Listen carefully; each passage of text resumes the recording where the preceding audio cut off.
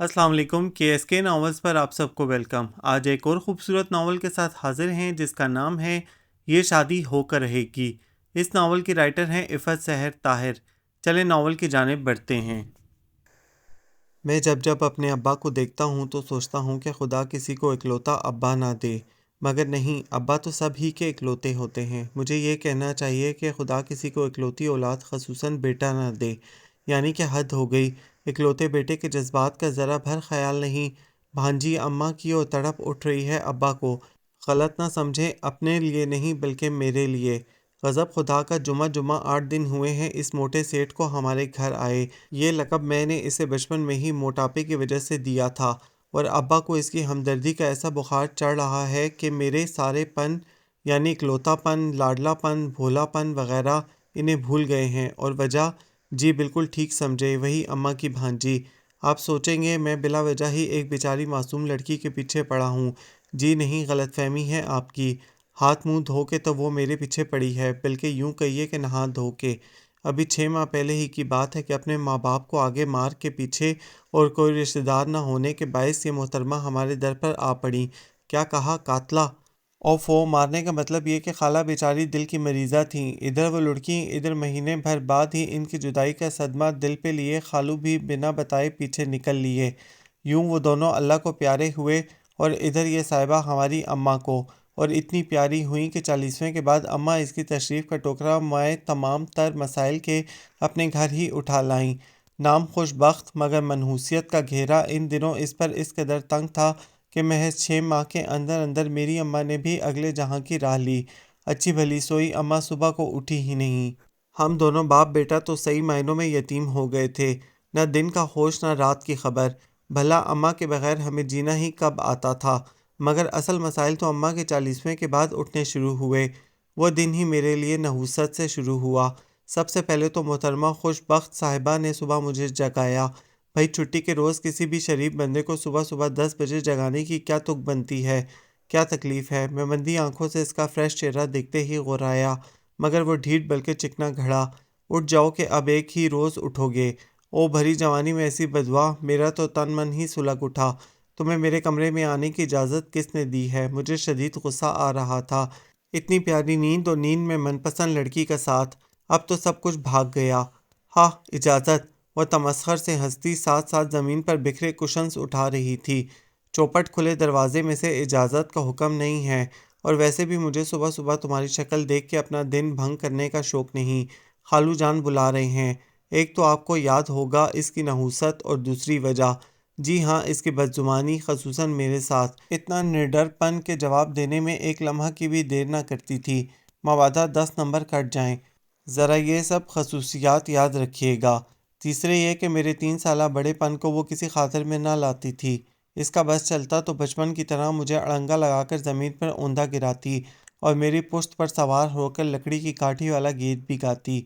यकीनन आपकी आंखों के सामने भी इसका तंदुरुस्त व तवाना बचपन आ गया होगा।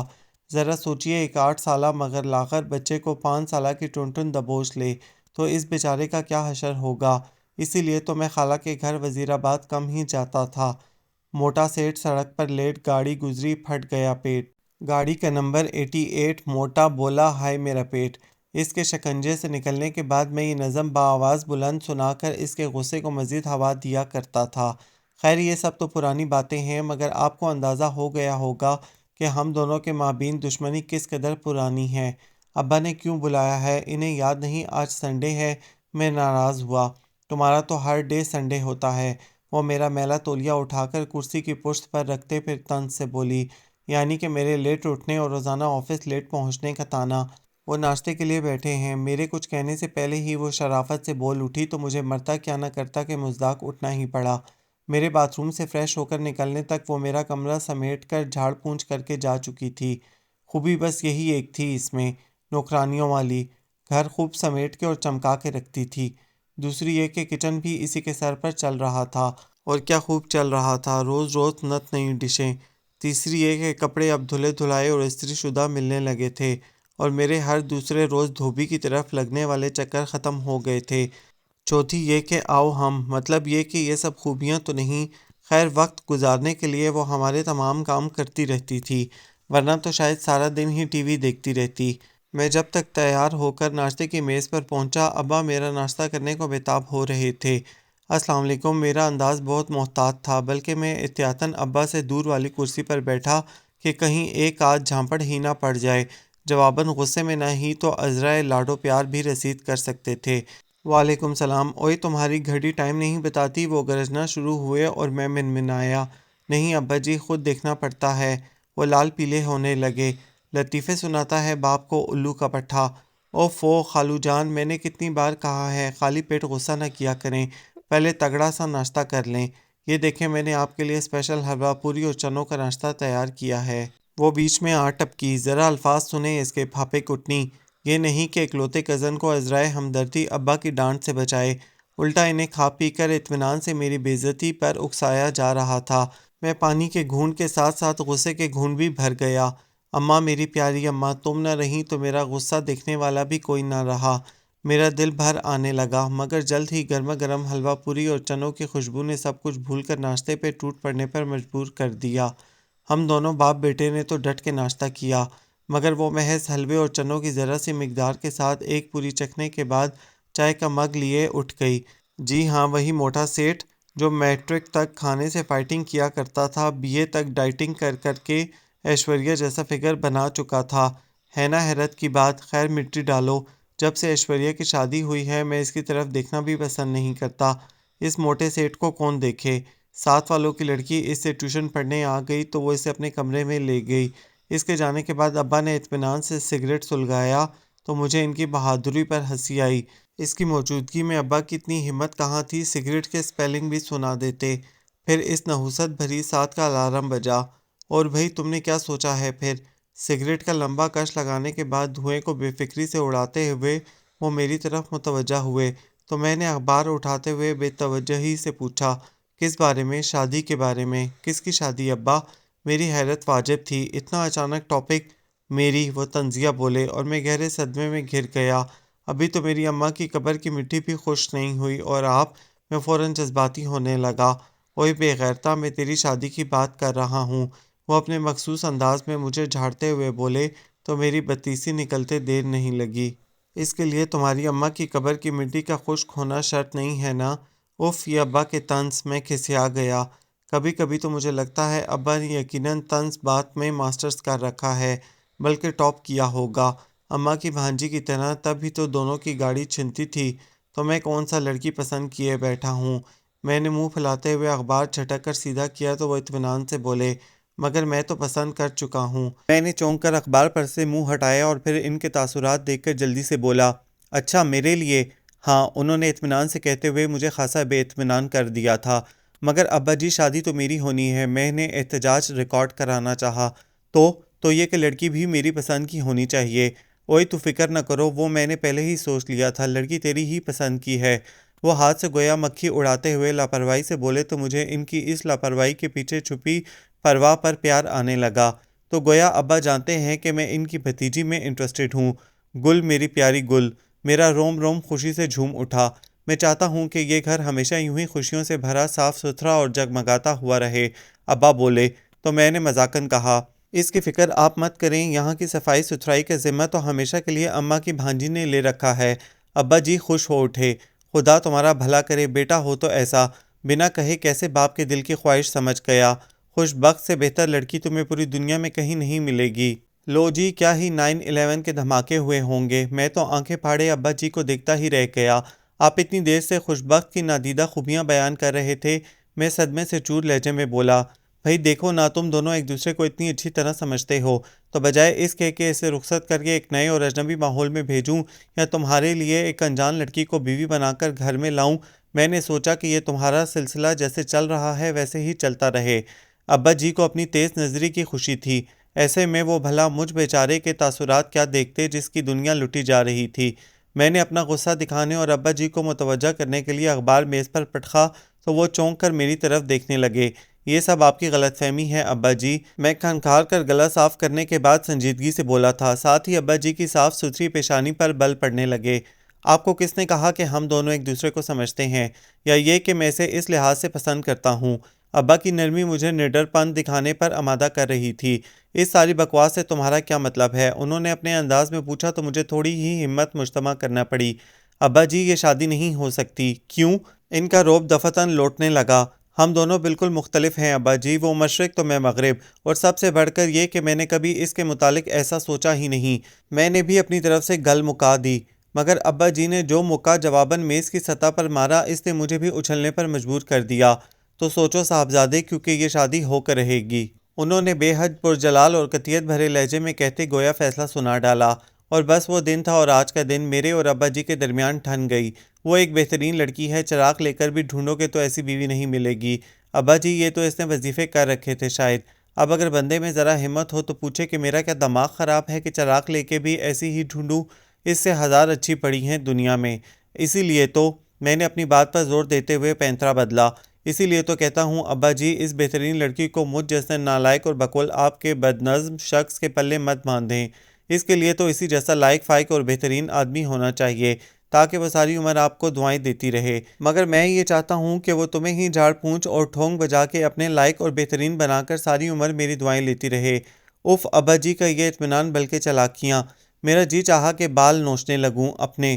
ابا جی پلیز آپ مجھے سمجھنے کی کوشش کریں، بیٹا جی پلیز آپ سمجھنے کی کوشش کریں کہ وہ ایک یتیم لڑکی ہے، دوسرے یہ کہ اس کی خالہ یعنی عبیدہ کے مرنے کے بعد اس کی ساری ذمہ داری ہم پر آ چکی ہے۔ میں اس کا خالو سہی، تم خالہ زاد بھائی سہی، مگر شریعت کی روح سے اس کے لیے قطعی نامحرم ہیں۔ ایسے میں ایک شرعی رشتہ اگر با احسن طریقے سے طے ہو سکتا ہے تو تمہیں کیا اعتراض؟ وہ بہت تحمل سے سارا مسئلہ بیان کر رہے تھے۔ اوفو آپ کن چکروں میں پڑ رہے ہیں؟ 6 ماہ پہلے تک تو یہ مسئلہ نہیں تھا، تب تمہاری اماں ہمارے ساتھ تھی، مگر اب دنیا بھی مشورے دینے لگی ہے۔ وہ سنجیدہ تھے اور بات تو واقعی سچ تھی، مگر میرا دل، اور سب سے بڑھ کر گل رخ میری چچا زاد، میرا دل ڈوبنے لگا خوش بخت کو سوچ کر۔ آپ بے فکر رہیں ابا جی، میں فوری طور پر اس کے لیے ایک زبردست سے رشتے کا بندوبست کرتا ہوں۔ میں نے ان کا دھیان اپنی طرف سے ہٹانا چاہا، تم اس کے ابا بننے کی کوشش مت کرو، بس جو میں نے کہہ دیا ہے اس کے متعلق سوچو اور مجھے نکاح کی تاریخ بتاؤ۔ ابا جی اس قدر کڑکدار لہجے میں بولے کہ میں احتجاج کے سارے الفاظ بھول کر محض قربانی کے بکرے کی مانند انہیں دیکھتا رہ گیا۔ میری تو زندگی ہی ڈسٹرب ہو کر رہ گئی۔ ابا جی کے الٹیمیٹم نے دن کا چین اور راتوں کی نیندیں برباد کر دیں۔ گل رخ کہیں دور ہی جاتی محسوس ہوئی تو میں نے گھبرا کر اپنے دوستوں کی منتیں کر کے 2-4 بہترین رشتے خوش بخت کے لیے اپنے گھر بھجوائے، بلکہ منگوائے کہ شاید ابا جی کا دل للچا جائے، مگر نہ جی، اماں یوں ہی تو اتنی جلدی رخصت نہیں ہو گئی نا، ہر رشتے پر ایک ہی نہ۔ ابا جی کی ہٹ درمی دیکھ کر میں غصے سے بھرا خوش بخت کے سر جا پہنچا۔ وہ تکیے سے ٹیک لگا کر بیٹھی کسی کتاب میں محو تھی، میرے یوں فوں فاں کر کے پہنچنے پر چونکی۔ پتہ ہے بنا اجازت کسی کے کمرے میں داخل ہونا کس قدر بدتمیزی ہے؟ میں اس وقت تمہارے پاس اخلاقیات کی کلاس لینے نہیں آیا ہوں۔ میں نے دانت کچکچائے۔ اچھا اگر تو اپنی شکل دکھانے آئے تھے تو وہ میں نے دیکھ لی ہے، وہ بے نیازی سے کہتی کتاب پر انگلیاں بجا رہی تھی۔ تمہیں پتہ ہے ابا جی تمہاری شادی کرا رہے ہیں؟ میں نے اسے گھورتے ہوئے اس کی معلومات چیک کرنے کی صحیح کی، مگر ادھر وہی اطمینان تھا۔ تمہیں کاہے کا صدمہ ہو رہا ہے؟ صدمہ یہ ہے کہ پھانسی کے اس پھندے میں وہ میری گردن فٹ کر رہے ہیں۔ میں نے اخلاقیات کو بالائے طاق رکھتے ہوئے غصے سے کہا، تو لہجہ بھر چپ رہنے کے بعد وہ اسی پرسکون انداز میں بولی، مجھے دیکھو کتنی خاموشی سے سولی چڑھ رہی ہوں، میرا دل خوش ہوا تھا۔ یعنی تم بھی اس رشتے سے خوش نہیں ہو؟ وہ رخ موڑ کر کتاب تکیے کے نیچے رکھنے لگی۔ نہ، تو پھر تم ابا جی سے سامنے بغاوت کیوں نہیں کرتی؟ میں فوراً ہی اس کا سب سے بڑا ہمدرد بن گیا۔ نہیں، اس نے فی الفور جواب دیا، میں خالو جان کی ایسی کوئی نافرمانی نہیں کر سکتی، ان کے بہت احسان ہے مجھ پر، اور ان کے احسان کا بدلہ اسی طرح دے رہی ہو تم، ان کے اکلوتے بیٹے سے بدلہ لے کر۔ میں نے اسے گھورا، قربانی دے رہی ہوں مسٹر، سمجھے جیسے کبھی شیشہ نہیں دیکھا جناب نے، وہ جتانے والے انداز میں کہتی۔ آخر میں بڑبڑائی تو میں بدک اٹھا، میں یعنی کہ آذر رحمان، جس کو اپنی وجاہت بکلم خود پر بے پناہ ناز تھا، اسے یہ موٹا سیٹ کچھ سمجھتا ہی نہ تھا۔ میں بھی کہاں تمہاری شکل دیکھنا چاہتا ہوں، مگر یہ بات ابا جی کو کون سمجھائے؟ تو تم بھی میری زندگی میں آذر نہیں آزار بن کے آ رہے ہو۔ وہ چوکی نہیں تھی۔ دیکھو ابا جی کے سامنے انکار تم ہی کو کرنا ہوگا، بہت پچھتاؤ گی مجھ سے شادی کر کے۔ میں نے اسے دھمکایا، مجھے بھی اس شادی سے صاف انکار ہے، مگر سوری، میں خالو جان کے سامنے مر کے بھی یہ الفاظ نہیں کہہ سکتی۔ انکار تم ہی کو کرنا ہوگا، ورنہ میں تمہارے ساتھ جہنم میں ہی گزارا کر لوں گی۔ اس نے صفا چڑھ جواب دے ڈالا، میرا آخری حربہ، تمہیں پتہ ہے نا میرا اور گل رخ کا چکر چل رہا ہے، وہ سب تم جانو اور خالو جان، میں نے اپنے متعلق تمام فیصلوں کا اختیار انہی کو دے رکھا ہے۔ وہ کہیں گے تو آنکھیں بند کر کے اندھے کنویں میں بھی چھلانگ لگا دوں گی۔ وہ آہ بھر کے بولی تو دفعتاً مجھے دھیان آیا اور پھر غصہ۔ میرے ساتھ شادی کو وہ کیا کیا نام دے رہی تھی، جہنم اور اندھا کنواں۔ میں تو جیسے تمہارے فراق میں مرا جا رہا ہوں۔ میرا بس چلے تو میں پوسٹرز لگوا دوں سارے شہر میں کہ یہ شادی نہیں ہو سکتی۔ کاش اتنی ہمت دکھا ہی دو تو میری جان بھی چھوٹے۔ اس نے گہری سانس بھر کے مجھے اور کلسایا۔ میں تو پہلے ہی غصے میں بھرا اس کے پاس گیا تھا اور جل بھن کے رہ گیا۔ یعنی وہ ابا جی کی نظروں میں میرا امیج خراب کر سکتی تھی، مگر خود ستی ساوتری ہی بنی رہنا چاہتی تھی۔ پھاپے کٹنی، اگر ایسا ہو گیا نا تو بہت پچھتاؤ گی۔ میں تمہاری زندگی اجیرن کر دوں گا۔ میں اس کا اطمینان بھی اڑانا چاہتا تھا، وہ تو اس خبر کو سنتے ہی اجیرن ہو چکی۔ اب تو بس اپنی سزا کا انتظار ہے۔ حد درجہ معصومیت۔ میرا پارا آخری درجے پر پہنچ گیا تو میں نے وہاں سے لوٹ آنا ہی مناسب سمجھا۔ جب گل رخ کو خبر پہنچی تو مجھ پر اور بھی مشکل وقت آ گیا۔ آئس کریم کا پیالہ ختم کرتے ہی اس کی آنکھوں سے ٹپ ٹپ آنسو گرنا شروع ہو گئے۔ کیا ہوا ہے گل، اور منگوا دیتا ہوں۔ میں بھکلایا تو اس نے مسکارا، کاجل اور پتہ نہیں کیا کچھ لگا کر قاتل بنائی آنکھوں سے مجھے گھور کے دیکھا۔ تمہارا کیا خیال ہے میں آئس کریم کے لیے رو رہی ہوں؟ لو جی، عجیب ہوتی ہیں یہ لڑکیاں بھی۔ ابا جی کی یہ شادی ہو کر رہے گی والی ضد تو میں نے اسے رات فون پر ہی بتا دی تھی۔ اب جب کہ لنچ کے بعد میں چچی جان سے اجازت لے کر آئس کریم پارلر لایا تو آئس کریم کے 2 پیالے ختم کرنے تک تو وہ اتنی دکھی نہیں تھی۔ اب یکا یک مطلع ابر آلود ہوگا تو مجھ جیسا بیچارہ تو پریشان ہوگا۔ تم نے تایا جی کو صاف صاف میرے متعلق کیوں نہیں بتایا؟ ایک اور غوری میزائل۔ انہوں نے صاف صاف خوشبخت کا نام لے کر کوئی گنجائش نہیں چھوڑی تھی۔ میں نے مجبوری ظاہر کی۔ تایا جی تو ہیں ہی ایسے، شروع ہی سے انہوں نے کبھی جو ہماری پرواہ کی ہو۔ چلو ٹھیک ہے، مان لیا کہ امی ابا زبردستی اپنا حصہ لے کر علیحدہ ہوئے ہیں، مگر کسی کی جائز غلطی کی اتنی بڑی سزا؟ وہ ناک چڑھاتے ہوئے بولی تو میں اس کی اس قدر جائز اصطلاح پر اش اش کر اٹھا کہ بھئی اگر غلطی ہے تو پھر جائز کیسے ہوئی؟ مگر گلرخ اپنے بارے میں بہت جذباتی ہے، اس لیے میں نے اس کے پہلے آنسو سوکھنے پر ہی شکر ادا کیا تھا۔ تم لکھ کے رکھ لو اظہر، میں تمہیں قتل کر کے پھانسی چڑھ جاؤں گی اگر تم نے کسی اور سے شادی کرنے کا نام بھی لیا تو۔ اس نے واضح الفاظ میں مجھے دھمکایا تو میں نے اسے گھور کر دیکھا۔ یہاں میں نے تمہیں مشورہ دینے کے لیے بلایا ہے، تمہارے قاتلانہ عزائم پوچھنے کے لیے نہیں۔ یہ تو تمہارے گھر کا مسئلہ ہے، تمہیں خود ہی حل کرنا ہوگا۔ میں تو بس لال جوڑا پہن کے چھم سے تمہارے آنگن میں اتر آؤں گی۔ وہ بے نیازی سے بولی تو میں آہ بھر کے رہ گیا۔ 200 روپے کی آئس کریم کے بعد بھی میرا مسئلہ وہیں کا وہیں تھا۔ ابا جی، میں خوشبخت سے شادی نہیں کر سکتا۔ میں نے ان کے اسٹڈی روم میں جاتے ہی پٹاخ سے وہ جملہ کہہ دیا جو میں نے پچھلے 2 گھنٹوں کی تیاری اور ہمت جمع کرنے کے بعد تیار کیا تھا۔ وجہ؟ انہوں نے کتاب پر سے نظر اٹھائے بغیر سکون سے پوچھا تو میں گڑبڑا گیا۔ گلرخ سے چلنے والے افیئر کا ذکر بھی تو میں نہیں کر سکتا تھا۔ ابا جی اور چچا جان کے کشیدہ تعلقات اس کی خاص وجہ تھے۔ وہ تو اماں کے مرنے پر دونوں گھرانوں میں دوبارہ تعلقات کچھ بہتر ہوئے، وہ بھی یوں کہ چچی جان کو میری اتنی اچھی جاب کا پتہ چلا تو انہوں نے موقع اور ماحول کی پرواہ کیے بغیر مجھے بہت مبارکباد دی۔ اور گوری چٹی قدرے فربہ ہی مائل باتونی سی گلرخ تو مجھے پہلے بھی بری نہ لگتی تھی، مگر اس روز کے بعد تو وہ جیسے مجھ پر فدا ہی ہو گئی۔ میں بن ماں کا بچہ جسے گھر میں موجود لڑکی جوتے کی نوک پر رکھتی ہو یا گھاس بھی نہ ڈالتی ہو، کوئی بھی جملہ لگا لیں، اسے یکا یک کوئی لڑکی اتنی اہمیت دے تو بس میں بھی مقناطیس کی طرح اس کی طرف کھنچتا چلا گیا تھا۔ ابا جی تو پھر بھی کبھی چچا کی طرف نہ گئے، مگر وہ اپنی فیملی کے ساتھ اکثر ہمارے ہاں آئے رہتے تھے، یا پھر چچی اور گلرخ ادھر نکل آتی۔ البتہ ابا جی نے گھر آنے والوں سے کبھی تیوری چڑھا کے بات نہ کی تھی۔ میں تو خوب ہی چہکتا، تبھی تو میں غلط فہمی کا شکار ہو گیا کہ شاید ابا جی میرے دل کی آواز اپنے دل کے کانوں سے سن لیں گے۔ اب خود اپنے منہ سے گلرخ کے لیے کہنا زلزلہ لانے کے مترادف تھا۔ وہ ابا جی، ہمارے اسلام میں لڑکا لڑکی کی مرضی جانے بغیر شادی کرنا منع ہے۔ میں نے جلدی میں جو دماغ میں آیا کہہ دیا۔ بیٹا جی، ہمارے اسلام میں بھی منع ہے۔ وہ کتاب بند کر کے اسی اطمینان سے اینک اتارتے میری طرف بالآخر متوجہ ہو ہی گئے۔ تو پھر ابا جی یہ ظلم مت کریں۔ میں نے سن 60 کے ہیرو کی طرح اداس منہ بنایا تو ابا جی کو ہنسی آ گئی، پتہ نہیں میری شکل دیکھ کے یا میرے ڈائیلاگ پر۔ کیا ظلم ہو رہا ہے تم پر؟ وہ پوری طرح میری طرف متوجہ ہوئے تو مجھے خیال آیا کہ مجھے خود کو بچاتے ہوئے تمام الزام خوشبخت پر ڈال دینا چاہیے۔ مجھے اپنی کہاں فکر ہے ابا جی؟ میں نے فوراً لہجے میں اداسی بھرتے ہوئے بات شروع کی۔ فکر تو مجھے خوشبخت کی ہے کمبخت۔ آپ یہ مت سمجھیے کہ مجھے اس رشتے پر اپنی طرف سے اعتراض ہے، مجھے تو اس معصوم کی فکر کھائی جا رہی ہے۔ میں تو مرد ہوں، انکار کر سکتا ہوں، مگر وہ بیچاری پھاپے کٹنی تو آپ کے احسانوں پر قربان ہو جائے گی، لیکن جواب میں اف نہیں کرے گی۔ لیکن ابا جی، میں کسی لڑکی پر ظلم نہیں کر سکتا، میری تقریر ابھی جاری تھی، جوش خطابت میں مجھے ابا جی کے تاثرات نوٹ کرنا یاد ہی نہیں رہا کہ انہوں نے مجھے ٹوک دیا۔ تم سے کس نے کہا کہ اسے کوئی اعتراض ہے؟ یہ بھی کوئی کہنے کی بات ہے؟ کوئی بھی ذی ہوش اور عقل مند شخص اس کی شکل ہی سے یہ اندازہ لگا سکتا ہے کہ وہ اس شادی پر بالکل بھی راضی نہیں ہے۔ میں نے ان پر اپنی زیرک نظری جتائی۔ مجھے افسوس ہے برخوردار کہ تم اپنے متعلق بہت بڑی غلط فہمی کا شکار ہو، کیونکہ یہ دونوں ہی خوبیاں کم از کم آج تک میں نے تو تم میں نہیں پائیں۔ اف یا ابا جی کے طنز! بندہ شرمندہ ہو کر رہ جائے۔ میں بھی کھسیا گیا مگر ہار نہیں مانی۔ اور نہیں تو کیا ابا جی، اسی وجہ سے تو کہتا ہوں اس جیسی عقل مند، سلیقہ مند، سکھڑ اور با اخلاق و خوش گفتار کو اسی جیسا کوئی ملنا چاہیے۔ ابا جی نے پرسوچ نظروں سے مجھے دیکھا۔ تمہارے خیال میں یہ سب خوبیاں اس میں موجود ہیں؟ آف کورس ابا جی، بلکہ وہ تو ایک باکمال اور بہترین لڑکی ہے۔ اس کے لیے تو ہمیں بے غرضی سے فیصلہ کرنا چاہیے۔ میں شاید کچھ زیادہ ہی پھٹ پڑا تھا، اتنی خوشی سے اس کی خوبیاں بیان کی کہ شاید ہی کبھی اپنی کی ہوں۔ بس بیٹا جی، انسان جب خود کے لیے فیصلہ کرتا ہے تو اس میں سب سے مشکل کام غرض نکالنا ہوتا ہے۔ اس معاملے میں بھی بڑا خود غرض ہو گیا ہوں، اور میں نے اب تو اور بھی پکا فیصلہ کر لیا ہے کہ تمہاری شادی اسی سے ہوگی۔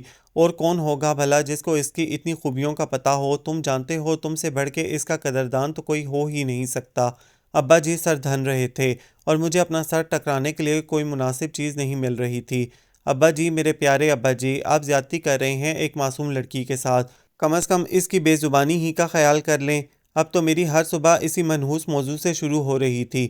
بیٹا جی، وہ اتنی بھی بے زبان نہیں، اس نے کہہ دیا ہے کہ اسے شادی پر قطعاً کوئی اعتراض نہیں۔ ابا جی نے میری بولتی بند کر دی۔ اب سوچنے والی بات یہ تھی کہ وہ پھاپے کٹنی مجھ سے شادی کرنے پر راضی کیسے تھی؟ ہیں جس کے ساتھ بنا طنز کے کبھی اس نے بات نہ کی تھی، روب تو مجھ پر ایسے جماتی، خصوصاً ابا جی کے سامنے، کہ جیسے مجھے کچھ سمجھتی ہی نہ ہو۔ تو کیا وہ ساری عمر مجھ پر روب جمانے کو؟ میری کنپٹیاں سلگ اٹھیں۔ غصے کے مارے کچھ نہیں سوجا تو میں نے گل رخ کو فون ملا دیا۔ اس نے حسب توقع و عادت پہلے تو مجھے ہی برا بھلا کہا۔ تایا جی کو صاف بتا دو، اس کی ایک ہی فرمائش تھی۔ 100 بار کہہ چکا ہوں کہ میں یہ شادی نہیں کر سکتا، مگر تم ان کی ضد نہیں جانتی۔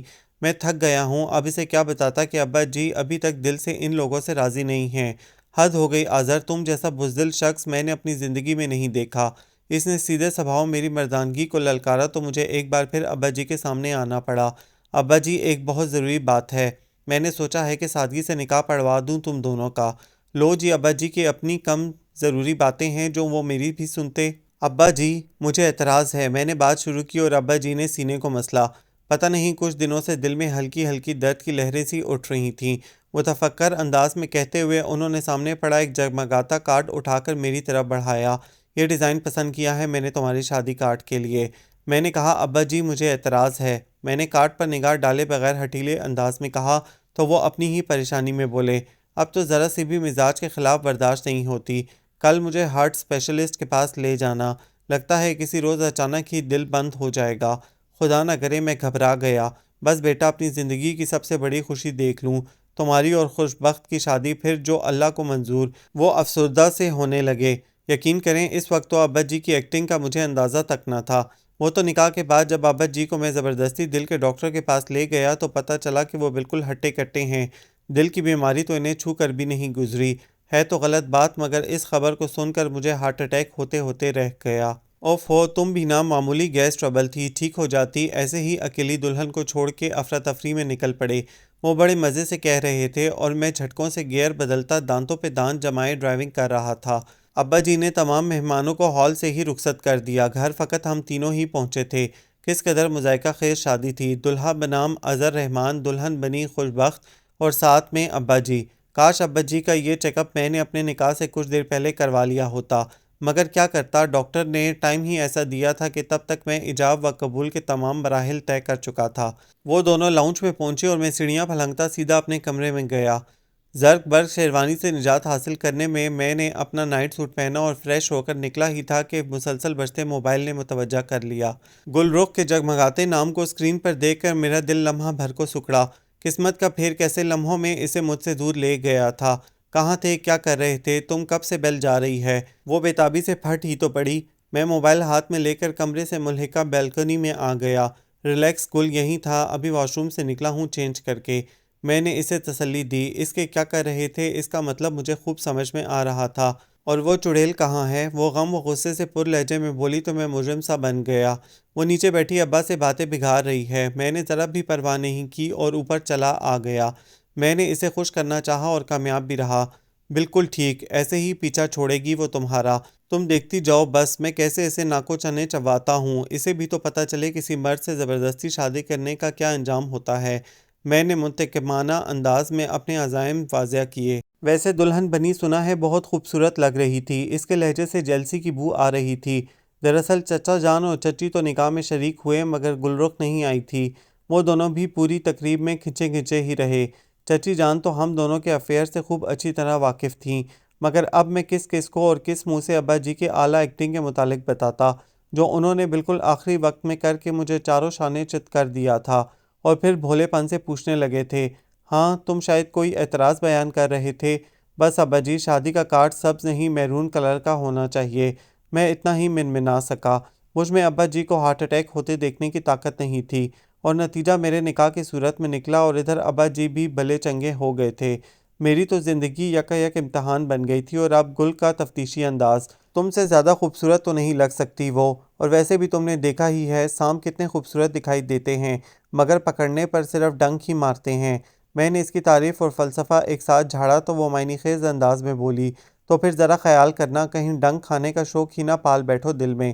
تم نہیں تو کوئی نہیں گل، دیکھنا ابا جی بھی پچھتائیں گے، اور وہ بھی جو ان کا دل مٹھی میں کرنے کی نہ جانے کیوں کوشش کر رہی ہے۔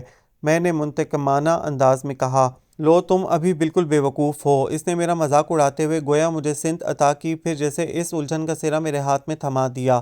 یہ تو سامنے کی بات ہے جائیداد کی خاطر، نہ تمہاری کوئی بہن نہ بھائی، اکلوتے وارث ہو گھر اور فیکٹری کے۔ اوفو، میرے منہ سے اتنا ہی نکل سکا۔ بہرحال اظہر، جلد از جلد اس ناگن سے پیچھا چھڑاؤ۔ جب تک تایا جان کا دل اس کی جانب سے کھٹا نہ ہوگا وہ تمہاری جان نہیں چھوڑے گی، اس لیے کچھ پلان کر کے چلنا۔ گل نے مجھے ٹپ دی تو میں اس کا شکر گزار ہونے لگا۔ پھر اس خوبصورت چاندنی رات میں گل سے خوب باتیں بگاڑنے کے بعد کمرے میں آیا تو وہ مجھے اچھی طرح سمجھا چکی تھی کہ اگر خوش بخت کمرے میں آ چکی ہوئی تو مجھے کس طرح اس کے پیروں تلے زمین نکالنی ہے۔ کمرے میں لائٹ آف اور فقط نائٹ بلب آن تھا۔ میں نے آنکھیں پھاڑ کے ادھر ادھر سے تلاش کرنے کی کوشش کی۔ دوستوں کے پرزور اصرار اور لعنت ملامت پر بھی مصری تو میں نے لگوائی نہ تھی، اور اب بیڈ بھی خالی پڑا تھا۔ یہ کدھر گئی؟ میں پریشان ہوا۔ کمرے کی آف لائٹ اور سامنے سنگل صوفے پر لشکارے مرتا پڑا سر سرتار لہنگا۔ وہ آئی تو تھی اندر۔ لو جی، ابھی تو مجھے گل کے کہے کے مطابق خوش بخت کی انسلٹ کرنی تھی، اور اگر وہ سجی سمری میرے بیڈ پر بیٹھی ہوتی، مگر ادھر تو پہلے ہی کوئی پلاننگ ہو چکی تھی۔ میں گہری سانس بھرتا بستر پر گر گیا، اور ابھی ٹھیک سے سانس لے بھی نہ پایا تھا کہ واش روم کا دروازہ کھٹاک سے کھل گیا۔ فطری طور پر میں چونک کر اس طرف متوجہ ہوا، اور غیر فطری طور پر میرا منہ کھلے کا کھلا رہ گیا۔ وہ سانس جو بھی ٹھیک سے لی نہ گئی تھی سینے ہی میں اٹکنے لگی۔ نائٹ بلب کی سبز روشنی میں نہایت ماڈرن سے نائٹ سوٹ میں ملبوس یوں بے دھڑک واش روم سے نکل کر اپنے سلکی بالوں کو دونوں ہاتھوں سے سمیٹتی آئینے کی طرف بڑھی جیسے میری کتنے سال پرانی بیوی ہو، اور یوں اسی طرح میرے سامنے گھومنے پھرنے کی عادی ہو۔ بالوں کی پونی میں قید کر کے اس نے ہاتھوں پر کوئی لوشن لگایا اور میری طرف پلٹی۔ میری سانسیں جھٹکا کھا کر رہ گئیں۔ بھلا میں ایک جوان مرد اور زندگی میں پہلی بار ہوش و حواس میں ایسی سچویشن کا مقابلہ۔ میں نے سوچا خواہ مخواہ روایتی دلہنوں کی طرح سج سنور کے تمہارے بیڈ پر بیٹھنے کا کیا فائدہ، جبکہ تمہیں نہ میرے سنگار سے دلچسپی اور نہ مجھ سے۔ اس لیے تمہیں کوف سے بچانے کے لیے میں نے چینج کر لیا، اور ہاں تم بے فکر رہو، میں تمہارے بیڈ پر بھی آدھے والا حق نہیں جماؤں گی۔ میں نے اپنا بستر نیچے لگا لیا ہے۔ وہ ایک تکیہ اٹھا کے نیچے بیڈ کے ساتھ ہی بچھائے گئے بستر پر رکھتے ہوئے بڑے آرام اور بے تکلفی سے کہہ رہی تھی، اور میں جیسے خلا میں سفر کر رہا تھا، یہ ایسے میرے سامنے آیا کرے گی، اور میں وہ شب بخیر کہتی اپنے زمینی بستر پر دراز ہو گئی، اور میں اس آفاقی مذاق پر کنگ تھا۔ ذرا جو اسے مجھ سے شرم آتی ہو۔ میرے دھیان کے سارے دھاگے اب اس کی ایک ایک جنبش سے بندھ گئے تھے۔ پھر تو وہ شاید سو بھی گئی تھی، اور میں تمام غصہ اور نفرت بھرے ڈائلاگ دل میں لیے پڑے کا پڑا رہ گیا۔ اب آپ سے کیا پردہ، قسم لے لیں جو ساری رات نیند آئی ہو۔ رہ رہ کے خوش بخت پر غصہ آتا رہا۔ اس قدر بےہودہ اور بے شرم لڑکی تھی کہ اتنی بے تکلفی سے کسی مرد چاہے شور ہی ہو کے کمرے میں سوئی اس کا ضبط آزما رہی تھی۔ گل، کہاں ہو تم گل؟ میں نے 150ویں کروٹ بدلتے ہوئے گل کو یاد کرنے کی کوشش کی، مگر چھم سے ذہن میں خوش بخت کا ہوش ربا سراپا آ گیا۔ میں خود پر نفرین بھیجتا سونے کی کوشش کرنے لگا۔ صبح کے قریب کہیں میری آنکھ لگی تو پھر کسی کے جگانے پر ہی کھلی۔ وہ ایک عجیب سا احساس تھا جو پہلے میرے بالوں میں سرسراتا رہا، پھر وہ ٹھنڈا سا لمس میرے رخسار پر آن ٹھہرا۔ میں نے نیند سے بوجھل آنکھوں کو بمشکل کھول کر کچھ سمجھنے کی کوشش کی۔ اٹھ جائیں، خالو جان ناشتے کے لیے انتظار کر رہے ہیں۔ مجھے یوں لگا میرا رخسار تھپ تھپاتی وہ جیسے پچھلے 6 سالوں سے مجھے ایسے ہی جگاتی آ رہی ہو۔ میں ایک ٹک اسے دیکھے گیا۔ فیروزی رنگ کے کپڑوں میں وہ میک اپ سے پاک چہرہ لیے مجھ پر جھکی دمک رہی تھی۔ کیا ہوا، کوئی خواب دیکھ رہے ہیں؟ معصومیت سے پوچھا اور سیدھی ہو گئی۔ شانوں سے نیچے آتے سیاہ بالوں کو ابھی اس نے قید نہ کیا تھا۔ یا اللہ، میں چکرا سا گیا۔ وہ بدل گئی تھی یا میں ہی کچھ سمجھ نہیں پا رہا تھا۔ غربۂ کشتن روز اول والا محاورہ تو میں نے آزمانا تھا، مگر لگتا تھا اس نے بھی کسی سے اچھی خاصی پٹی پڑھ لی تھی۔ وہ آئینے کے سامنے جا کھڑی ہوئی، دوپٹے سے بے نیاز متناسب سراپا، ہاف سلیوز میں سے چھلکتی باہیں اٹھائے وہ بالوں میں حسب عادت پونی ڈال رہی تھی، اور میں ہونگ سا اس کے بے تکلفیاں دیکھ رہا تھا۔ اٹھ جائیں، پہلے ہی 11 بج چکے ہیں۔ مجھے تو نہیں، البتہ آپ کو ڈانٹ ضرور پڑے گی۔ ناشتہ تیار کر آئی ہوں میں۔ وہ فارغ ہو کر دوپٹہ شانے پر ڈالتی میری طرف پلٹی تو میں حواس میں آتے ہوئے بھنایا، تمہاری تو دلی خواہش پوری ہو جائے گی مجھے ڈانٹ پڑتے دیکھ کر، اور میرا خیال کرنے کی کوئی ضرورت نہیں، اور یہ مجھے جگانے کی فضول حرکت کیوں کی تم نے؟ میں نے مصمم ارادہ کر لیا تھا کہ اس سے ہارنا تو قطعی نہیں، ورنہ یہ تو مجھے چٹکیوں میں اڑا دے گی۔ دیکھیں، میرا جو فرض ہے وہ میں ضرور ادا کروں گی، آپ کے اعمال آپ کے ساتھ۔ وہ اطمینان سے کہہ کر بستر پر پڑی چادر طے کرنے لگی تو میں دھندناتا ہوا اٹھ کے واش روم میں گھس گیا۔ نہانے کے دوران بھی مجھے یہی خیال آتا رہا کہ وہ کوئی سازش تیار کر چکی تھی مجھے پھانسنے کے لیے، مگر میں صرف اور صرف گل رخ کا ہوں۔ میں نے قطعیت سے خود کو باور کرایا تھا۔ تو تڑاک سے وہ آپ جناب پہ آ گئی، اور اس کی اس ایک عادت کے بدلنے سے جیسے جنگ و جدل سے تمام مواقع ختم ہو گئے۔ کیا مجال تھی جو وہ چالاک لڑکی ابا جی کے سامنے مجھے اپنا امیج خراب کرنے کا کوئی موقع فراہم کرتی؟ یہ کیا ہے، سالن پکایا ہے، نمک کا نام و نشان نہیں اس میں، ذائقہ کہاں سے آئے گا؟ کچھ نہ سوجا تو میں نے سالن کا ڈونگا ہی ناگواری سے کہتے ہوئے کھسکا دیا۔ وہ چونکی، بلکہ اس سے کچھ زیادہ ابا چونکے تھے۔ ذرا چکھ کے دیکھیں آپ۔ میں نے انہیں ناراضی سے دیکھا۔ تو ٹھیک ہی ہے برخوردار، آئندہ سے میں بازار سے کھانا کھا لیا کروں گا۔ ابا جی شاید میری محبت میں کچھ زیادہ ہی جذباتی ہو گئے تھے۔ ارے نہیں ابا جی، میری خاطر آپ خود کو کیوں تکلیف دیتے ہیں؟ قصور تو پکانے والے کا ہے نا۔ میں موم ہوا۔ ادھر ابا جی دھاڑے۔ الو کے پٹھے، پتہ تو ہے اچھی طرح کہ ہائی بلڈ پریشر کا مریض ہوں، پھر بھی نمک کی کمی کا رونا۔ سامنے نمکدانی رکھی ہے، خبردار جو خواہ مخواہ کے نقص نکالے رزق میں تو۔ تب مجھے پتہ چلا کہ وہ میری محبت میں جذباتی ہو کر ہوٹل نہیں جا رہے تھے، بلکہ مجھ پر طنز فرمایا جا رہا تھا۔ جی تو چاہا کھانا چھوڑ کے اٹھ جاؤں، مگر یہ اکلوتے ابا بینا ایک آزمائش ہوتے ہیں۔ مجھے معلوم تھا کہ میں نے ایک دن کا کھانا چھوڑا تو اگلے 10 دنوں میں ابا جی فاقہ ہی کرائیں گے، سو میں بے دلی سے نمکدانی اٹھا کر سالن میں نمک چھڑکنے لگا۔ وہ کمرے میں آئی تو میں آنکھوں پہ بازو دھرے بیڈ پر دراز گویا سو رہا تھا۔ چند لمحے ادھر ادھر کے کاموں میں مصروف رہنے کے بعد وہ بیڈ کی طرف آئی۔ دوسرے ہی لمحے مجھے محسوس ہوا وہ مجھ پر جھکی ہوئی ہے۔ اس کے کپڑوں کی سرسراہٹ اور پھر اس کے وجود سے اڑتی پرفیوم کی دلکش خوشبو میرے نتنوں میں گھستی چلی گئی۔ تو یہ بات ہے، اندر سے مجھ پر مرتی ہے، تب ہی اکیلا پا کے۔ مرد ہوتے ہوئے بھی میرا دل عجیب سے انداز میں دھڑک اٹھا، جانے وہ کیا کرنے والی تھی۔ میں نے ایک دم سے آنکھوں پر سے بازو ہٹایا اور اس کا آگے بڑھا ہوا ہاتھ تھام لیا تو وہ لڑکھڑا کر مجھ پر ہی آ رہی پھولوں بھری لچکیلی ڈالی تھی یا خوشبوؤں کا ڈھیر۔ خدایا، میں ششدر سا اس کی موہنی صورت دیکھے جا رہا تھا۔ یاد رہے صرف اس وقت موہنی لگ رہی تھی۔ وہ اپنے حواس درست کرتی سنبھل کر پیچھے ہٹی، مگر میں نے جیسے ضد کے مارے اس کا ہاتھ نہ چھوڑا، بس رہ گئی۔ ایک جھٹکا اس کے ہاتھ کو دے کر اسے خود سے قریب کرتے ہوئے میں نے طنز کیا تو وہ خوشنما آنکھوں میں تحیر بھرتے مجھے دیکھتے ہوئے جیسے میرے الفاظ کو سمجھنے کی کوشش کرنے لگی۔ سیدھی طرح سے دل کی بات کیوں نہیں بتا دیتی؟ شوہر ہوں تمہارا، کچھ احساس کر ہی لوں گا، یوں بہانے بہانے سے پاس کیوں آتی ہو؟ میرا لب و لہجہ شاید کچھ زیادہ ہی عامیانہ ہو گیا تھا، تبھی تو ان آنکھوں کے تحیر پر دکھ غالب ہوا اور پھر غصہ۔ اس نے ایک جھٹکے سے مجھے پیچھے دھکیلا اور اٹھ کھڑی ہوئی۔ مائنڈ یو مسٹر اظہر رحمان، شکل دیکھی ہے کبھی آئینے میں ٹھیک سے؟ تکیہ اٹھانے لگی تھی میں اپنا، کیونکہ میں کسی بھی بہانے سے تمہارے پاس آنا پسند نہیں کرتی، چاہے وہ سونے کا ہی بہانہ کیوں نہ ہو، وہ بے حد تلخ و ترش لہجے میں کہتی گویا مجھے للکار رہی تھی۔ میں نے استہزیہ سے ہنکارا بھرتے ہوئے جیسے اسے اور تپایا۔ اب تک جو کچھ ہوا وہ خالو جان کی خواہش تھی، مگر اب جو ہوگا وہ میری ضد ہے اظہر رحمان، اور عورت کی ضد سے ابھی تم واقف نہیں ہو۔ وہ عجیب سے لہجے میں کہتی اپنا تکیہ چھوڑ کر وہاں سے ہٹی اور پلٹ کر کمرے میں سے ہی باہر نکل گئی۔ ابا جی! دفتن ہی اس خیال سے مجھ پر دہشت اور پھر لرزہ طاری ہو گیا کہ رات کے اس پہر وہ یہ تمام رودات ابا جی کو سنانے گئی تھی، اور جو حال میرا ہونے والا تھا یہ خدا ہی بہتر جانتا تھا۔ میں چھلانگ لگا کر بستر سے اترا اور ننگے پاؤں ہی اس فتنی کے پیچھے بھاگا۔ دو دو کر کے سیڑھیاں پھلانگی، 3 دفعہ گرتے ہوئے بچا۔ نیچے پہنچا تو ابا جی لیٹ نائٹ ٹی وی مباحثے میں مگن تھے۔ ایک نظر مجھے دیکھا، پیاس لگ رہی تھی، آج پانی رکھنا یاد نہیں رہا۔ گلے پر ہاتھ پھیرتے ہوئے میں نے بہانہ بنایا تو انہوں نے دوسری نظر میرے ننگے پیروں پر ڈالی۔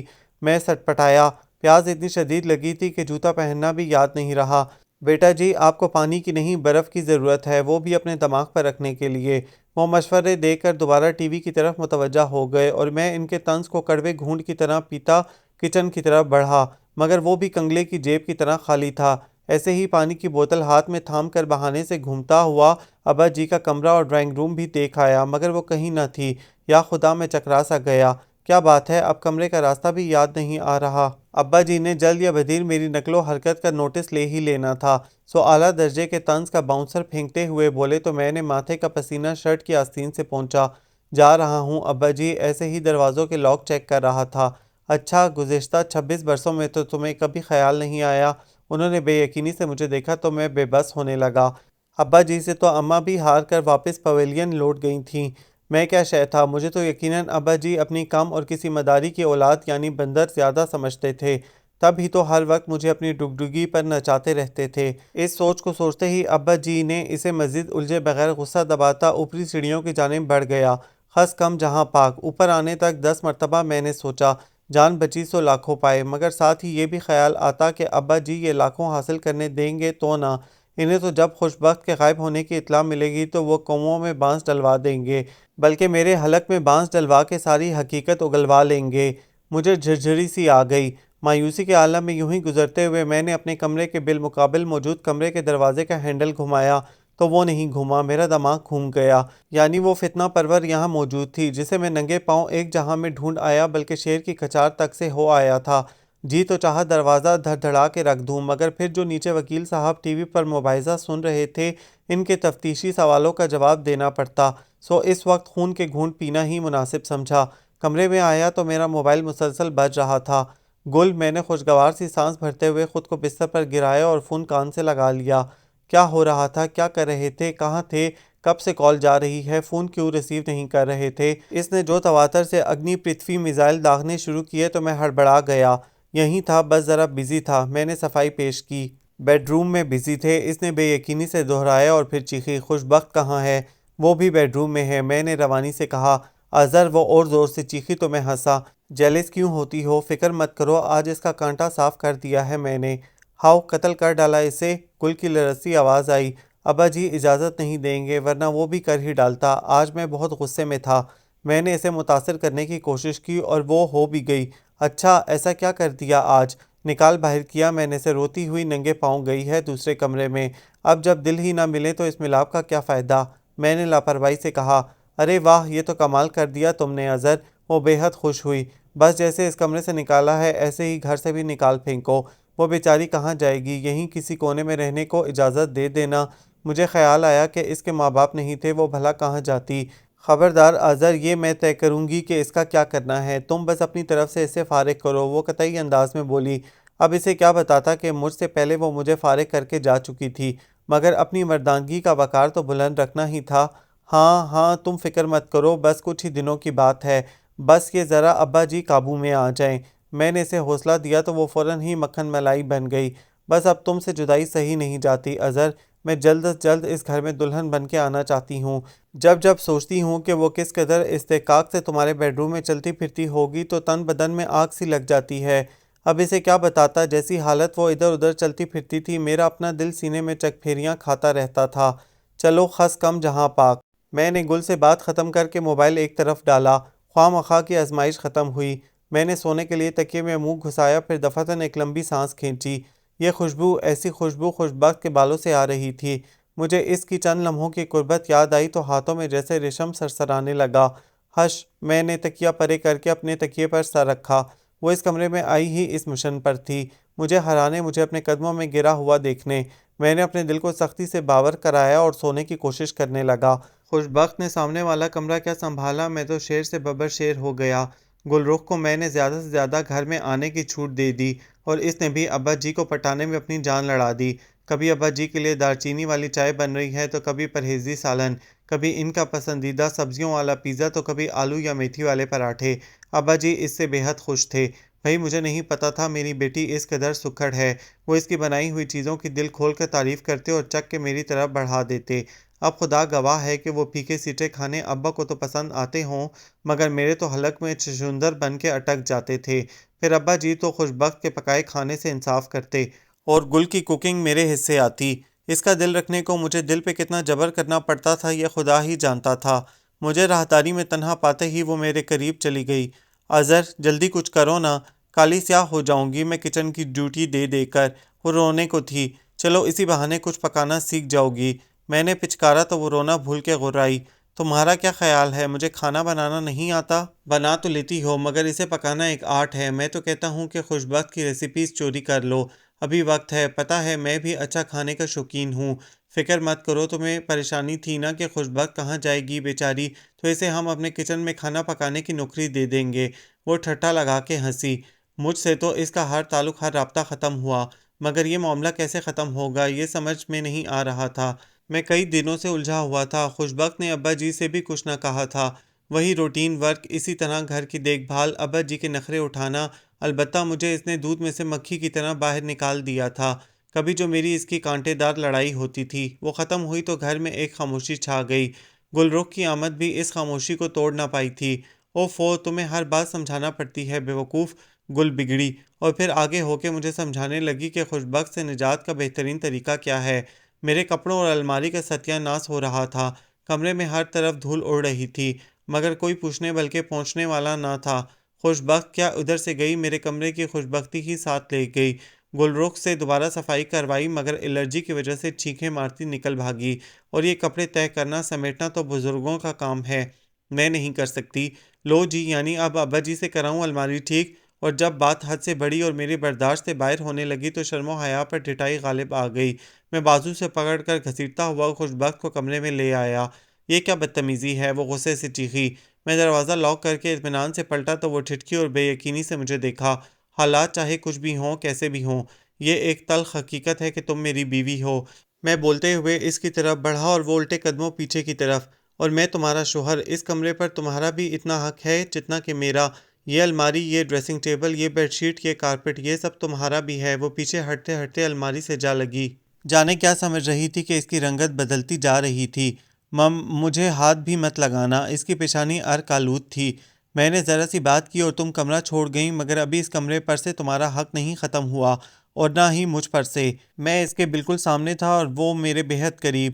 میری ہی مت ماری گئی تھی شاید، وہ تو کوئی ساحرہ تھی، بنا منتر پھونکے ہی قابو میں کیے لیتی تھی۔ میں بھی لفظ بھولنے لگا۔ خدا گواہ ہے کہ وہ مجھے کبھی بھی اس لحاظ سے اچھی نہ لگی تھی، مگر مجھے اب یہ سمجھ میں نہیں آتا تھا کہ صرف اسی کو یوں قریب پا کے مجھے کچھ کچھ کیوں ہونے لگتا تھا۔ ابھی صبح ہی تو گل رخ مجھ سے اتنا ہی نزدیک کھڑی تھی۔ اپنی حد میں رہو اظہر، اس کی آواز میں ہلکی سی لرزش تھی۔ وہی تو تمہیں بتا رہا ہوں، میں اس کی حالت سے محظوظ تو کیا ہوتا، مسلسل خود کو اس کے سحر سے نکالنے کے چکر میں تھا۔ تمہیں میرا وجود گوارا نہیں تھا، اسی لیے میں چلی گئی یہاں سے۔ خالو جان سے میں کہہ دوں گی یہ شادی نہیں رہ سکتی۔ پھر بھی جب تک تم ان سے یہ سب نہیں کہتی، جو کہ تمہیں بہت پہلے کہنا چاہیے تھا، یہ سب تمہارا ہے۔ تو اس نے خفیف سی پلکیں اٹھا کے مجھے دیکھا۔ یا خدا، اتنے رنگ تھے ان آنکھوں میں، جی چاہا ان پلکوں کو چوم لوں، مگر پھر میں اپنی خواہش پر شرزر رہ گیا۔ کتنا کمینہ ہو گیا تھا میں۔ چپڑی، اور وہ بھی دو دو، یعنی ایک طرف تو گل رخ اور اب خوش بخت بھی۔ لاہول پڑھتے ہوئے میں نے دانستہ بلکہ بمشکل ہلکا سا کہکہا لگایا، تو یہ محترمہ خوشی صاحبہ کہ جب تک آپ کا یہ حق قائم ہے، یہ الماری آپ کو سیٹ کرنی ہے، بیڈ شیٹ تبدیل کرنی ہے، سارا پھیلاوا سمیٹنا ہے اور ڈسٹنگ بھی کرنی ہے۔ اس کے تاثرات بدلنے لگے۔ کیا مطلب؟ بیوی ہونا اتنا آسان نہیں ہوتا، میں نے اسے جتایا۔ محبوبہ ہونا اس سے بھی زیادہ مشکل ہوتا ہے۔ ذرا یہ سب گل رخ سے کراؤ تاکہ اسے بھی مستقبل کی بیوی ہونے کی پریکٹس ہو۔ وہ دفعتاً اپنے مخصوص طنزیہ لہجے میں بولی اور وہاں سے ہٹنے لگی، مگر میں نے اس کا ہاتھ جھٹک کر اسے پیچھے کیا اور خود دروازے کی طرف بڑھا۔ وہ وہیں کھڑی ناسمجھی کے عالم میں مجھے دیکھ رہی تھی۔ اب یہ دروازہ تب ہی کھلے گا جب یہ کمرہ شیشے کی طرح چمک رہا ہوگا، میں نے کہا، اور اس کے دروازے کی طرف لپکتے ہی دروازہ بند کر کے باہر سے لاک کر دیا۔ ہیو اے گڈ ٹائم، اونچی آواز میں کہتا، چابی اچھال کے کیچ کرتا ہنستا ہوا میں نیچے اتر آیا۔ شام تک کمرہ آئینے کی طرح چمک رہا تھا۔ گلرخ گھر جا چکی تھی۔ میں ابا جی کے کمرے کی طرف بڑھا مگر اس سے پہلے میں نے احتیاطاً خود پر چاروں کل اور آیت الکرسی پڑھ کر پھونک لی تھی۔ میں کھنکارا، لا حول ولا، وہ کتاب بند کر کے ناگواری سے گویا ہوئے۔ پورا گھر پڑا ہے، یہ واہیات حرکت کہیں اور نہیں ہو سکتی؟ وہ ابا جی، آپ کو متوجہ کرنے کے لیے میں گڑبڑایا۔ ہاں جی، بڑا اچھا طریقہ نکالا ہے باپ کو متوجہ کرنے کا۔ ہوں۔ انہوں نے طنز کا جوتا بھگو کر مارتے ہوئے آخر میں کھنکار کے میری نقل اتاری۔ لو جی، اب میں جو تیاری کر کے آیا تھا اس پر تو ابا جی نے پہلے ہی روپ کی اینٹ رکھ دی تھی۔ میرا حوصلہ ٹوٹنے لگا۔ ابا جی، آپ سے بہت ضروری بات کرنی ہے مجھے۔ اچھا جی، پھر وہی طنزیہ انداز۔ مجھے شک ہوا یا تو ابا جی پچھلے جنم میں میری بیوی رہ چکے تھے یا رکیب روسیا۔ ابا جی، خوشبخت سے میری شادی سراسر آپ کی خواہش تھی۔ میں نے آپ سے کہا بھی تھا کہ ہم دونوں کے مزاج خیالات کچھ بھی میل نہیں کھاتا، مگر آپ نے توجہ نہیں دی، اور آپ کی اسی ضد اور یہ شادی ہو کر رہے گی کے نعرے کی وجہ سے آج میرا گھر ٹوٹ رہا ہے ابا جی۔ میں نے بے حد جذباتیت بھری اداکاری کے جوہر دکھائے۔ ابا جی کے چہرے پر پہلے حیرت اور پھر غصہ چمکا۔ اس میں بھی تمہارا ہی قصور ہوگا الو کے پٹھے، تم ہی راضی نہیں تھے۔ بس ٹھیک ہے، آپ تو ہیں ہی اس کے، میں ہی بیوقوف ہوں جو آپ کو اپنا سمجھ کے اپنا دکھ سنانے آ گیا ہوں۔ میں ناراضی سے گویا ہوا، تب کہیں جا کے وہ مدھم پڑے۔ تم کہنا کیا چاہتے ہو؟ خوشبخت دل سے اس شادی پر راضی نہیں تھی، اس کی عقل مندی کا تو میں شروع سے معترف ہوں۔ انہوں نے سر دھنا۔ ابا جی، میں بیچارگی کی تصویر بن گیا۔ اچھا آگے بولو۔ وہ مجھے پسند نہیں کرتی۔ تو پھر داد دو اس کے حوصلے کی۔ ان کی زبان پھر پھسلی۔ وہ صاف لفظوں میں کہہ رہی ہے کہ یہ شادی نہیں رہ سکتی۔ میں نے اپنی کہانی جاری رکھی۔ تم بتاؤ برخوردار، تم کیا کہتے ہو؟ انہوں نے بغور مجھے جانچا۔ میں اب کیا کہوں گا، مگر مسئلہ تو اس کا ہے، میرا کمرہ چھوڑ کے وہ سامنے والے کمرے میں شفٹ ہو گئی ہے۔ میرا خیال ہے ابا جی، میرا خیال ہے کہ وہ کیا خیال ہے تمہارا، ذرا میں بھی تو سنوں۔ ابا جی کی بڑک میرے تمام خیالات کو بھگ سے اڑانے لگی، تو میں نے لپک جھپک کر جلدی سے ایک خیال کو ہی تھام لیا۔ وہ کسی اور کو پسند کرتی ہے اظہر۔ ابا جی کی آواز میں ناگواری تھی۔ وہ جو لڑکی اس سے پڑھنے آتی ہے اس کا ماموں آرمی میں میجر ہے شاید۔ میں نے پوری کہانی بیان بھی نہ کی تھی کہ ابا جی کے ہاتھ میں موجود کتاب اڑتی ہوئی آ کر میرے شانے سے ٹکرائی۔ میں لڑکھڑا کے پیچھے ہٹا۔ فضول بکواس کرتے ہو۔ وہ کسی اور کو پسند کرتی ہے یا تم اپنی پسند پر اس کی پسند کا پردہ ڈال رہے ہو؟ ابا جی، میں میرے حواس ابا جی کے غصے کو دیکھ کر منمنانے لگے۔ میں مت کرو اظہر، بے غیرتی کی انتہا ہے۔ اپنی پاک دامن بیوی پر اس طرح کے الزام لگاتے شرم نہ آئی تمہیں؟ کیا میں نہیں دیکھ رہا اس گھر میں کیا تماشا چل رہا ہے؟ اگر چپ ہوں تو اس کی دی ہوئی قسموں کی وجہ سے، وگرنہ ابھی تک سیدھا کر دیا ہوتا تمہیں میں نے۔ غضب خدا کا، ہیرے جیسی لڑکی اس نکھٹو نالائق کے پلے باندھ دی میں نے۔ ڈر رہا ہے، اس کے ماں باپ اور خالہ کو کیا منہ دکھاؤں گا؟ وہ متاسفانہ ہاتھ مل رہے تھے اور میرے رونگٹے کھڑے ہو رہے تھے کہ ابا جی میرے اور گلرخ کے افیئر سے واقف تھے۔ اس میجر کا رشتہ آیا تھا، مگر جانتے ہو اس جھلی نے تمہیں فوقیت دی، مگر وہ نہیں جانتی تھی کاٹ کے الو ہو تم۔ دفع ہو جاؤ یہاں سے، شکل نہ دکھانا مجھے اپنی۔ میں نے تو اس سے کہا بھی تھا کہ ایک بار پھر سے سوچ لے، مگر اسے اپنی خالہ کی خواہش کا پاس تھا یا پھر اپنے دل کی۔ وہ دکھ میں گھرے ہوئے تھے۔ دفع ہو جاؤ انہی لالچی لوگوں کے پاس جو نہ پہلے ہمارے سگے ہوئے اور نہ اب ہوں گے۔ وہ غصے میں پھر سے مجھ پر برسے تو میں نے وہاں سے دوڑ لگانے میں ایک لمحہ نہ لگایا۔ دل کی کیفیت کچھ عجیب سی تھی، جذبات و احساسات پر بے حسی طاری تھی۔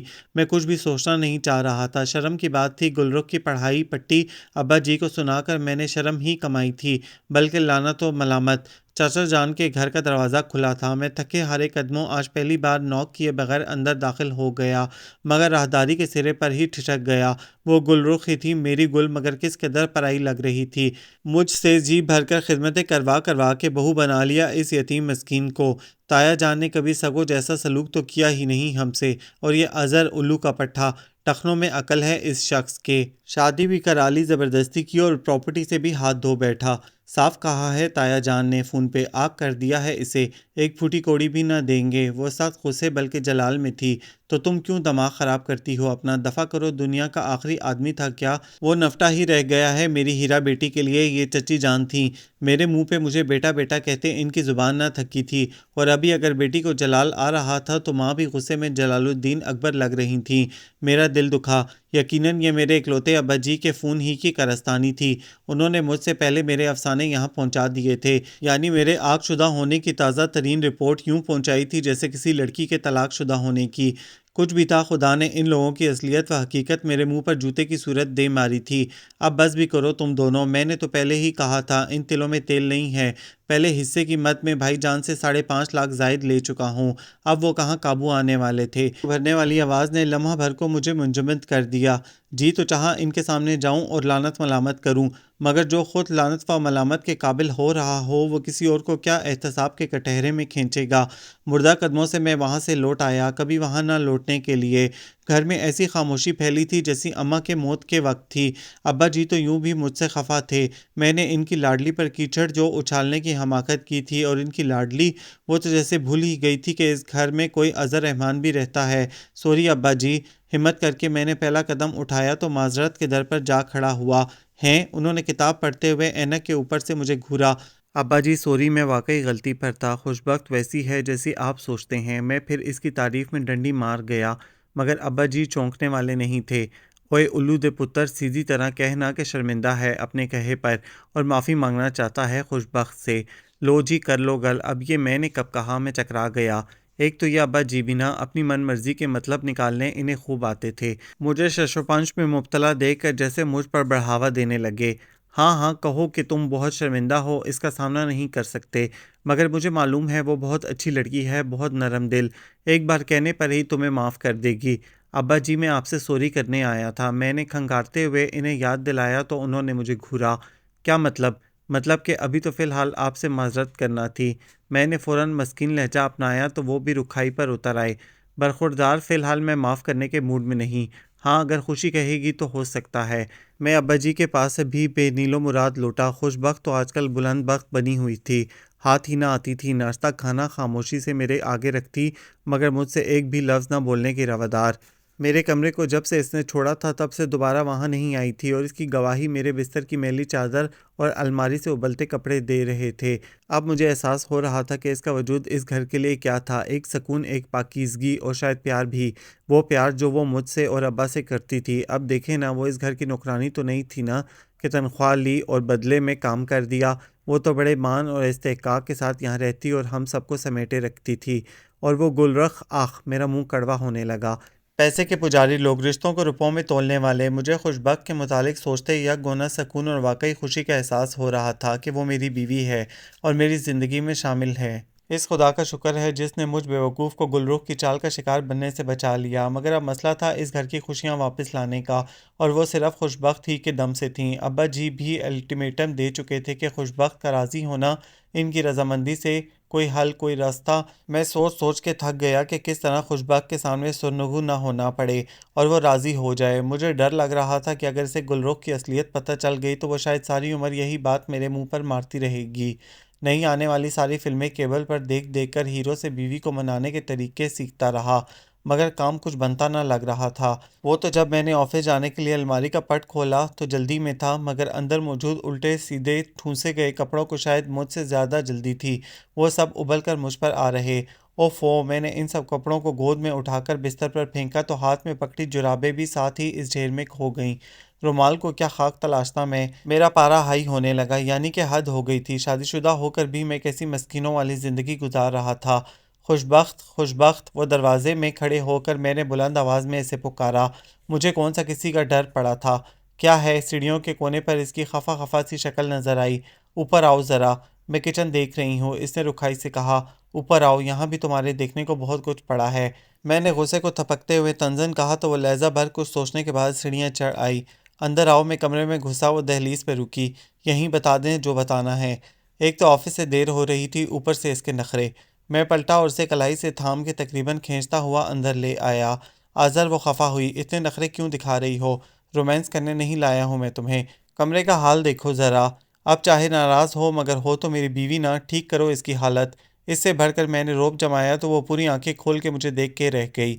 کیا بات ہے، سمجھ میں نہیں آیا؟ فرینچ میں بات کر رہا ہوں میں۔ اس کی خاموشی نے مجھے شوہرانہ روب جمانے کا حوصلہ بخشا۔ تب اس نے تقریباً ایک جھٹکے سے اپنی کلائی چھڑائی اور دانت پیستے ہوئے بولی، بیوی ہوں، نوکرانی نہیں، جو ہر بری بھلی کے بعد بھی منہ اٹھا کے کام پہ چلی آؤں گی۔ او ہو، واہ! مجھے اس کے تیکھے انداز نے مزہ دیا۔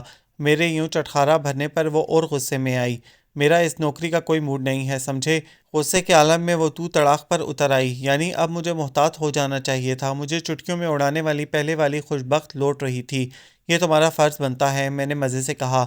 میرے ساتھ حقوق و فرائض کی بات مت کرنا، وہ پھنکاری۔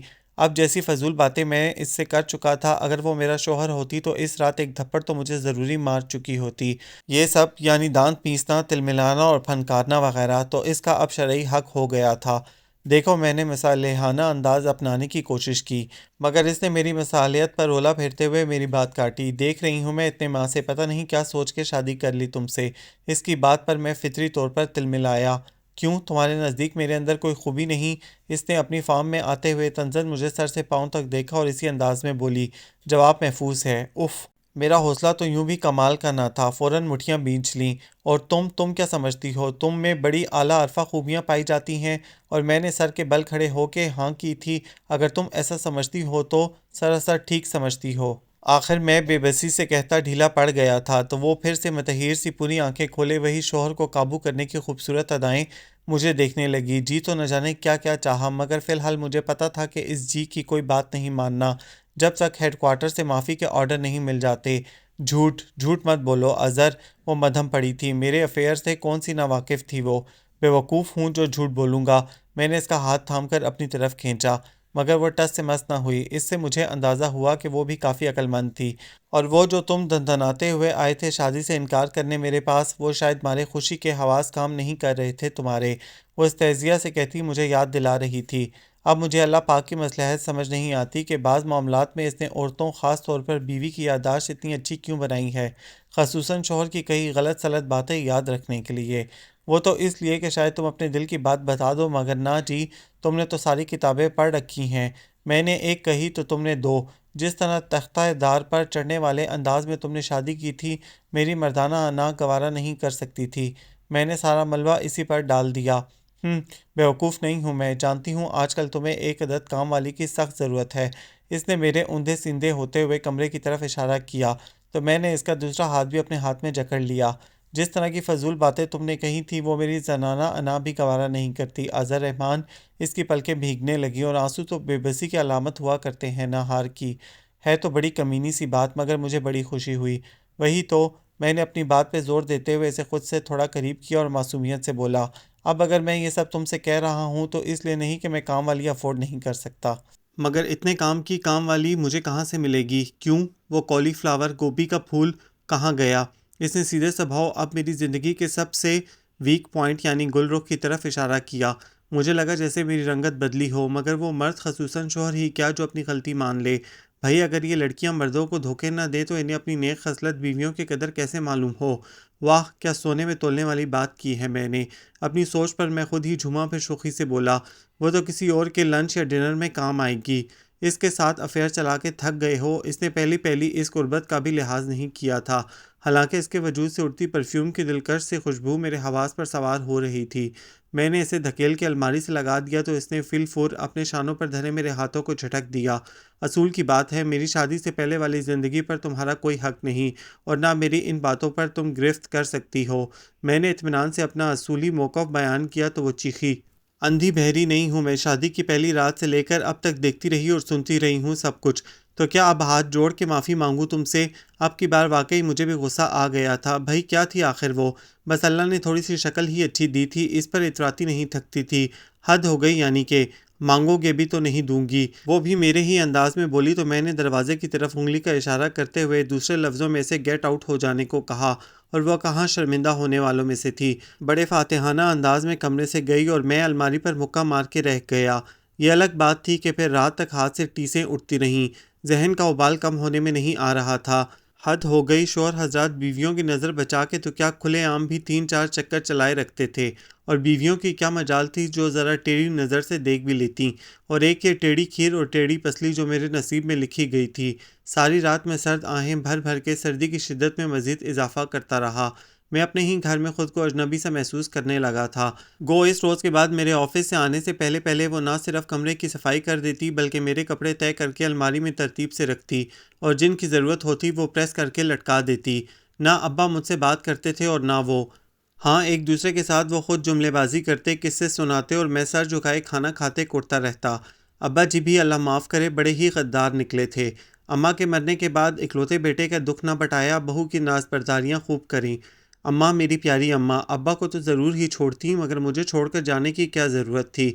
مانا کہ میں نے گل رخ سے افیئر چلا کے غلطی کی تھی، مگر وہی توجہ جو اس نے مجھے دی تھی مجھے گھر سے ملی ہوتی تو پھر میرا پہلا افیئر خوشبختی کے ساتھ ہو جاتا۔ اب یہ تو کوئی عقل مند ہو تو سمجھے۔ دن گزرتے جا رہے تھے مگر سردیوں کی طویل اکیلی راتیں، لیکن اب میں مزید جھکنے کو تیار نہیں تھا۔ جو ہوگا دیکھا جائے گا، کب تک ایسے زندگی گزارے گی؟ میرے پاس تو ابھی 3 چانس اور ہیں، دیکھنا تڑپتی رہے گی۔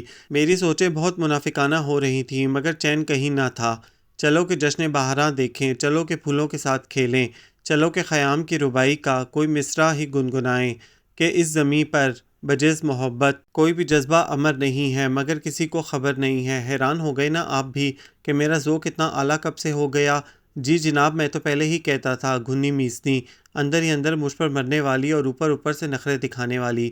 ویلنٹائن ڈے پر سرخ گلابوں کے گلدستے کے ساتھ میرے تکیے کے بالکل پاس رکھے خوبصورت کارڈ پر سجے یہ الفاظ اس کی ہار کا واضح ثبوت ہیں، اور سب سے خوبصورت الفاظ تو بالکل آخر میں لکھے گئے ہیں جو میں نے ابھی آپ سے شیئر نہیں کیے۔ جی ہاں، آپ کی فرمانبردار محبت کرنے والی بیوی خوشبخت۔ میرے دل میں تو محبت کا ایک دریا بلکہ سمندر ٹھاٹھے مارنے لگا۔ میں جمپ لگا کے بستر سے اترا اور فریش ہونے واش روم میں گھس گیا۔ یہ موقع میں کسی صورت کھونا نہیں چاہتا تھا۔ آذر رحمان، تم نے میرے دل کو جس طرح آزار پہنچایا ہے میں کبھی تمہیں معاف نہیں کروں گی۔ تم گل رخ میں انٹرسٹڈ تھے، اس کے باوجود میرے دل کے مکین بنے رہے کہ دل پر تو کسی کا زور نہیں چلتا نا، مگر جو الفاظ تم نے مجھے کہے وہ میں کبھی نہیں بھول سکتی۔ میں نے خود کو بارہا سمجھایا، دل کو بہلایا تھا، ذرا پچھتانے دو صاحب کو اچھی طرح۔ اگر کسی طرح پلٹے ہی ہیں میری طرف تو کوئی آفر تو دیں۔ یہ کیا کلائی پکڑی اور گھسیٹ کے لے گئے؟ یہ سچ ہے کہ ہم سے خستہ تن دکھوں کی دھوپ میں سایہ نہیں بنتے۔ ہماری مسکراہٹ میں ہمیشہ زہر ہوتا ہے، ہمارے لب ہمیشہ طنز کے تیر چلاتے ہیں، مگر ہم اپنے پیاروں کو کبھی جب بے خودی میں کوئی ایسی بات کہتے ہیں کہ وہ افسردہ ہو کر رو پڑیں تو سن لو ہم بھی چین سے سویا نہیں کرتے۔ تمہارا اور صرف تمہارا پشیمان شوہر۔ ڈائننگ پہ ناشتہ لگاتے ہوئے وہاں رکھے سرخ گلابوں کا گلدستہ اور دلکش تحریر سے سجا کارڈ اٹھاتے مجھے پل بھر کو بھی دھیان نہ آیا تھا کہ یہ اظہر کی طرف سے بھی ہو سکتا ہے۔ بھاڑ میں جائے سارا غصہ، سارے بدلے، ساری عمر پڑی یہ لڑائیاں لڑنے کو، بعد میں فرصت سے پوچھوں گی سب۔ میرا دل جھوم اٹھا۔ آج ویلنٹائن ڈے ہے۔ ابا جی کے کمرے سے نکلنے سے پہلے ہی میں اوپر اپنے کمرے کی طرف دوڑی تھی۔ بھائی آج اگر ملنا ہی تھا تو ذرا حلیہ تو ڈھنگ کا ہونا چاہیے نا، کیا سمجھے؟ خدا کسی کو اکلوتی اولاد نہ دے بھائی، بڑا ذلیل و خوار کرتی ہے بندے کو۔ 4 بچے ہوں، بندہ کسی کو کہنے جوگا تو ہو کہ یہ 2 اگر برے ہیں تو 2 اچھے بھی ہیں، مگر میرے پاس تو بس ایک ہی بیوقوف اولاد ہے، اظہر رحمان۔ اپنی طرف سے تو وہ بہت ہوشیار و ذہین بننے کی کوشش کرتا ہے، مگر اسے یہ نہیں معلوم کہ جتنی بھی کوشش کر لے ابا جی تو میں ہی رہوں گا۔ اتنی نیک خصلت لڑکی سے بیاہا مگر اسے بھی ہاتھوں سے گوا رہا تھا، گدھا۔ مگر وہ باپ ہی کیا جو اپنے بچے کی زندگی کے سکھ اور آرام کا خیال نہ کرے۔ دنوں میں پٹری پہ لے آیا ہوں صاحبزادے کو، اب پتہ چلا ہے اسے اچھی بیوی صرف خوشبخت ہی ہو سکتی ہے، گل رخ نہیں۔ مگر پھر خوشبخت بھی اینٹ گئی بھائی، انا تو سب ہی میں ہوتی ہے تھوڑی بہت۔ گھر کا ماحول دیکھ رہے تھے نا آپ بھی، کس قدر ویران اور کبھی مصنوعی کہکہوں سے گونجا۔ پھر کیا ہوا بھائی؟ پھر یہ ہوا کہ ایک ویلنٹائن کا کارڈ بیوی کو ملا اور ایک شوہر کو، ساتھ میں سرخ گلابوں کے گلدستے۔ ہاں ہاں، اور ابھی باہر گاڑی سٹارٹ ہونے کی آواز آ رہی ہے۔ وہ دونوں آج لنچ ہوٹل میں کریں گے، جہاں میں نے توفتاً ان کے لیے 2 سیٹیں ریزرو کروا رکھی تھیں۔ آج ان دونوں کے چہروں پر حقیقی زندگی اور اصل خوشی دیکھ کر میں بے حد خوش اور مطمئن ہوں۔ او ہو، آپ لوگ کبھی تک وہیں اٹکے ہوئے ہیں؟ یعنی مجھے ان کارڈز اور پھولوں کے متعلق کس نے بتایا؟ بھائی کبھی کبھی بچوں کے درمیان بڑوں کو پل بن جانا چاہیے، ایسی چھوٹی موٹی بے ایمانیوں کا بڑا ثواب ملتا ہے۔ بس اب ایک ہی فکر ہے کہ وہ دونوں بیوقوف ایک دوسرے سے پھولوں اور کارڈز کا ذکر نہ کریں۔ بھائی لکھائی سے تو میں پکڑا ہی جاؤں گا نا، کیا سمجھے؟ ان ننھے چیزوں کو سمجھانا تو میرے بائیں ہاتھ کا کھیل تھا، اسی لیے تو میں کہتا تھا جناب کہ یہ شادی ہو کر رہے گی۔ یہ ناول آپ سب کو کیسا لگا؟ کمنٹس میں اپنی رائے ضرور دیں، ہمیں انتظار رہے گا۔ ہمارے چینل کو سبسکرائب کریں، لائک کریں، شیئر کریں۔ بہت جلد ملیں گے ایک اور خوبصورت ناول کے ساتھ۔